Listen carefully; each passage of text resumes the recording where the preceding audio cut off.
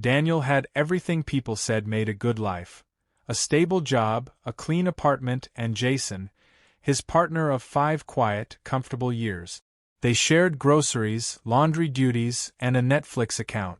They even finished each other's sentences sometimes. But the one thing they hadn't shared in months was heat. Their love, if it still qualified as that, had settled into something tidy and predictable.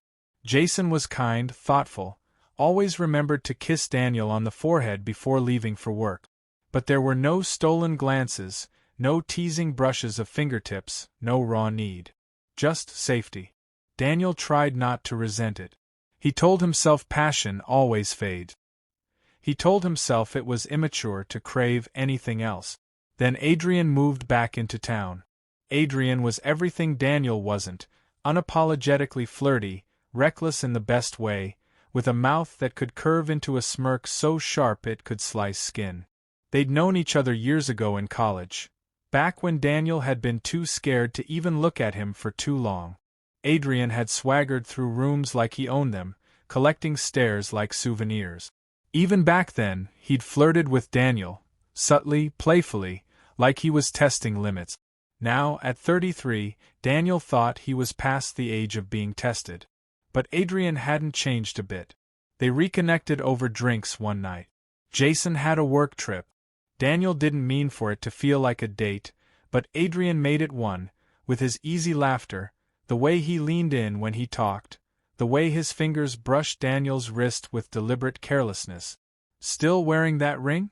Adrian asked, nodding toward the silver band on Daniel's finger. "A commitment ring. Not a wedding ring, but close enough." Daniel hesitated. "Yeah. Jason and we're solid." Adrian tilted his head, eyes narrowing. "Solid," he repeated, like the word tasted like cardboard. The silence between them stretched just long enough to feel like a challenge. Later that night, Daniel lay awake in bed alone, staring at the ceiling. Jason had texted, "Miss you already." Daniel had typed "same here," but didn't send it. Instead, he opened Adrian's profile on Instagram and scrolled. The photos were annoyingly perfect: shirtless hikes, half-lit bedroom selfies, candid bar shots where he looked like he belonged everywhere and nowhere. Daniel liked a photo from 6 months ago. A late one buried deep. It wasn't even particularly hot. He didn't know why he did it. 10 minutes later, his phone buzzed. "Adrian, that's the one you like? I had no idea you were into regret." Daniel's heart thudded. He stared at the screen, unsure whether to laugh or block him. Instead, he replied, "You wish." "Adrian, every night, Daniel. Don't act like you don't know." It wasn't a joke. There was something about the way he said Daniel's name that made his skin heat. The next day, Daniel found himself walking the long way home, hoping to run into Adrian. He didn't. But the idea of it kept his thoughts tangled all evening. Jason FaceTimed from his hotel room, cheerful, sweet, and Daniel smiled through the call, ignoring the guilt pooling in his gut. Adrian messaged again that night. "Come out for one drink. Just us. No pressure." Daniel should have said no. He really should have. But he didn't. They met at a bar that pulsed low with amber light and soft music. Adrian was already waiting, leaning against the counter like he was posing for something unspoken. His shirt clung to his chest. His eyes locked on Daniel's like they had business to finish. One drink turned into 2. Then 3. Somewhere between laughter and lingering glances, Adrian leaned closer and whispered, "You ever think maybe you settled too soon?" Daniel felt the air shift. "I didn't settle," he said, too quickly.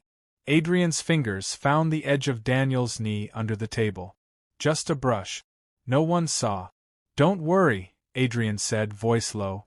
"I'm not here to break up your fairy tale. I'm just saying, if you ever want more, you know where I live." Daniel's pulse pounded in his throat. "What are you even saying?" Adrian leaned in, breath warm against his ear. His tone was velvet, intimate, dangerous. "You can have me, just don't tell anyone." Daniel said nothing. He couldn't. But he didn't leave. And when he got home that night, he stood in the shower until the water ran cold, wishing he could scrub away the heat that still burned under his skin. Daniel told himself it would end at the bar. A whisper, a touch, a moment, nothing more. But the truth settled into his bones the way Adrian's scent had lingered on his shirt. It was too late. The door had opened. The line had blurred. And Daniel wasn't stepping back. Jason returned from his trip full of stories and soft kisses, but Daniel found himself tuning out. He listened with a half-smile, his mind caught in the gravity of another man's voice, one that dared him, tempted him, told him he was still desired.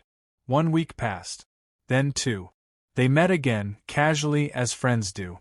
Coffee turned to conversation, turned to a long walk that ended at Adrian's door. Daniel told himself he wouldn't go inside. But he did. The apartment was warm and full of dim, golden light. Adrian didn't play music. He didn't offer drinks. He just watched Daniel like he was waiting for him to speak first. Daniel's breath trembled. "This is a mistake." Adrian stepped closer. "Probably. You're making this hard." "I'm not making it anything," Adrian murmured. "You're the one who came here." Silence. And then Daniel reached for him. The first kiss was rough. Not gentle, not hesitant. It was hunger and heat and months of quiet frustration poured into a single collision. Adrian pressed him against the wall, hands gripping Daniel's waist with a desperation that said, "I've waited for this." Their clothes didn't come off all at once. It was slower than that, deliberate. Adrian's fingers explored with practiced confidence, while Daniel surrendered, pulse racing like he jumped from a cliff. Every sound in that room felt dangerous. A groan. A gasp. The soft thud of Daniel's back hitting the bedroom door. He wasn't thinking about Jason. That was the most terrifying part. The next morning, Daniel stared at his reflection with a numbness he didn't recognize. His lips were swollen. His neck bore faint marks. He washed them off like sins. Jason made breakfast. He smiled. He didn't know. That week, Daniel buried himself in work. He avoided Adrian's messages. Told himself it had to stop. That one night didn't define him. That guilt was stronger than temptation. But desire doesn't die in denial. It waits. And Adrian? Adrian didn't wait long. On Thursday, Daniel stepped out of a meeting to find a photo on his phone. Adrian, bare-chested, sprawled across his bed like sin made flesh. Beneath it, the caption, "You miss me. Stop pretending you don't." Daniel deleted the message. Then spent the next hour in the restroom, gripping the sink, fighting the urge to text back. He gave in that night. Not with words, but with footsteps. Adrian opened the door before Daniel knocked, like he'd been listening for him. "You didn't say you were coming," Adrian said, voice soft. "I wasn't going to." "Then why are you here?" Daniel didn't answer. He kissed him instead. The second time wasn't like the first. It was slower, more deliberate. Less frenzy, more need. Adrian undressed him like unwrapping something fragile. They didn't speak much. They didn't need to. Afterward, they lay tangled in sheets and silence. Adrian traced circles on Daniel's bare chest, eyes half-lidded. "You look different when you're not pretending," he whispered. Daniel turned his face away. "Don't do that." "Do what?" "Make it more than what it is." Adrian rolled onto his side. "You came back, Daniel. Twice. You think this is just sex." Daniel sat up, breath unsteady. "I don't know what this is." "You do," Adrian said. "You just don't want to admit it." Back at home, Jason had fallen asleep on the couch waiting for him. Daniel stood in the doorway, watching the rise and fall of his chest. The television was still playing some mindless show. The remote had fallen to the floor. His boyfriend looked peaceful, trusting. Daniel hated himself. He showered in silence. He scrubbed his skin raw. But some touches don't rinse off. They linger under the surface, blooming like bruises beneath the ribs. The next morning, Jason kissed him goodbye like he always did. Daniel flinched. At work, Daniel avoided every reflective surface. His guilt wasn't just internal, it had a face now. It looked like Adrian, tasted like him too. It lived in Daniel's skin and whispered at the edges of every normal moment. They met again and again. Hotel rooms, late-night drives. One time, in the very apartment Daniel shared with Jason, when he knew Jason wouldn't be back until morning. Every time Adrian touched him, Daniel felt both more alive and more hollow. "You're going to break him," Adrian said once as he buttoned up his shirt. "Don't talk about Jason," Daniel snapped. "Then stop pretending he doesn't exist." Daniel didn't respond. He didn't have the courage. But the truth was this: Adrian had become his addiction, a secret Daniel wasn't strong enough to quit and too afraid to confess. He returned home one night to find Jason waiting, not angry, not suspicious, just smiling as he held out takeout and said, "You look tired. Long day." And for the first time in weeks, Daniel wanted to cry. Because the lie was no longer just something he lived with. It was someone he loved. Jason never yelled. That was what made it worse. He didn't snoop. He didn't accuse. He just noticed, with quiet, devastating clarity, the subtle shifts. Daniel's late nights, the avoidance of eye contact, the way his hugs no longer lingered. And Jason, being the kind of man who trusted too easily, tried to excuse it all. "Work's been crazy, huh?" he said one evening, sliding a plate of pasta across the table. "You've been somewhere else lately." Daniel forced a smile. "Just stress." But the lie tasted sour, and Jason could see it.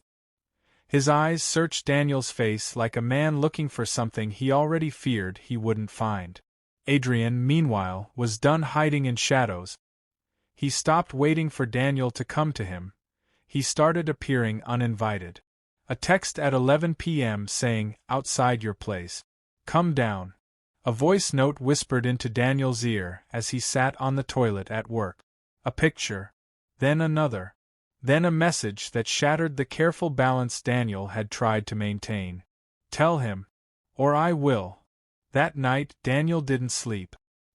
He stared at the ceiling, the fan slicing slow circles above his bed. Jason lay beside him, back turned, breathing soft and even. The guilt twisted like wire inside his chest. He was unraveling. The next day, Jason came home early.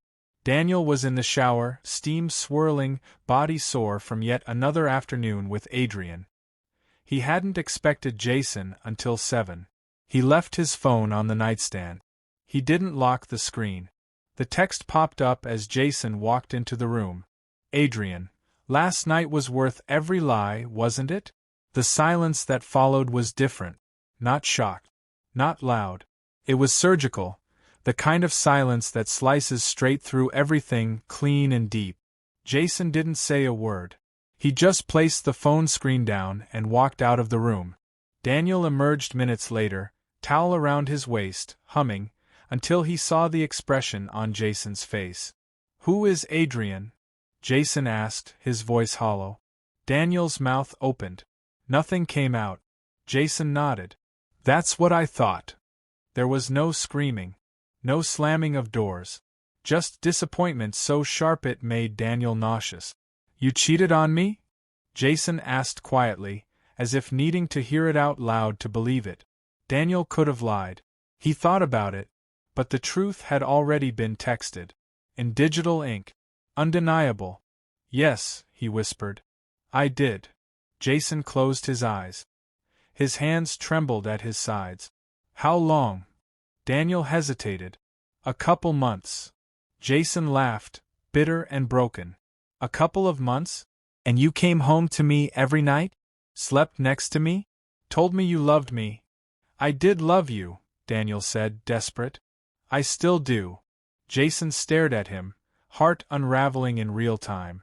"You don't do that to someone you love." Daniel reached for him. Jason stepped back. "I need to leave," he said. "Because if I don't leave right now, I might say something I'll regret." Daniel nodded. But inside, he wanted to beg. To scream. To undo every moment that led to this. Jason grabbed a small bag and left. No goodbye. No closure. Just the echo of everything Daniel had destroyed. Later that night, Adrian showed up at his door. "I heard," he said, stepping inside like he belonged. Daniel didn't look at him. How did you know? You think I wasn't watching? Adrian said, pulling off his jacket. This was always going to happen. Daniel stood motionless in the kitchen. You think this is a win? Adrian smirked. I think you finally stopped lying to yourself. Daniel stared at him, really stared. The cocky half-smile, the overconfidence, the way Adrian moved through the room like a storm that only knew how to take. And something in Daniel cracked. I lost someone good, he said. Adrian tilted his head. And now you've got someone real. No, Daniel said flatly. Now I've got you. Adrian flinched, just a flicker. You say that like it's a bad thing. Daniel walked past him, poured a glass of water just to do something with his hand. Maybe it is. Adrian scoffed. So what, you're blaming me now? You're the one who kept coming back. I was weak. No, Adrian snapped. You were alive. Daniel looked up. I was selfish. I was reckless. And I let you be the excuse. A long silence stretched between them. Adrian stepped closer. So what now? You kick me out? Pretend you didn't like it. I did like it, Daniel said, voice low. I liked it too much. Then stop fighting it. Daniel shook his head slowly. You were the fire I lit to feel something. And now I'm standing in the ashes. Adrian stared at him, unreadable. You knew I had someone, Daniel continued. And you didn't care. You didn't care either, Adrian said coldly. Don't forget that. Daniel nodded. I won't. And he didn't stop Adrian when he walked out the door. He just stood there, in the quiet, in the wreckage, knowing the fallout had only just begun.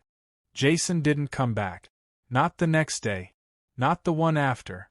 Not even to pick up the rest of his things. He sent a message, short, cold, surgical. I'll arrange for someone to collect my stuff.